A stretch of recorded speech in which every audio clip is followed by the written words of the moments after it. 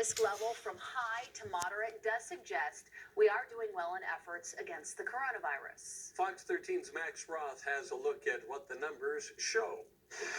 Red to orange clearly means some things are going well. We are seeing a lowering in the percentage of tests that come back positive, a lot of testing, fewer of those positive. But is everything going well? No. Let's look at the numbers.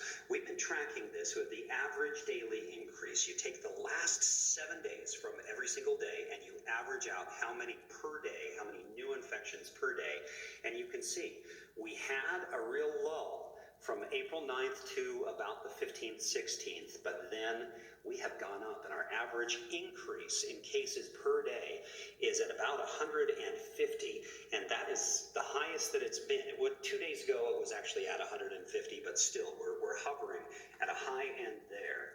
Now let's go to some of these counties where we saw some really good results. Washington County was going down in cases, but then in the last week, they went back up.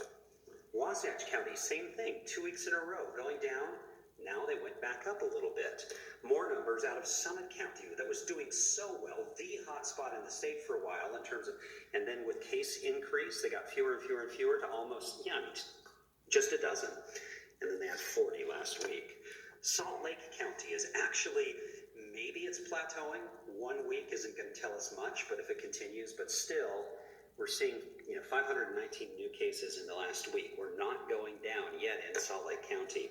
And then look at Utah County, the biggest concern in the state right now. They had a brief downturn, but then for the last 2 weeks, they're really spiking. 330 new cases in the last week in Utah County. Per capita coming closer and closer to Salt Lake in terms of their rate of COVID.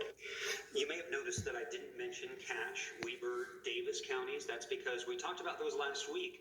Their curve looked good. It was going down. It still is. Max Roth, Fox 13 News, Utah.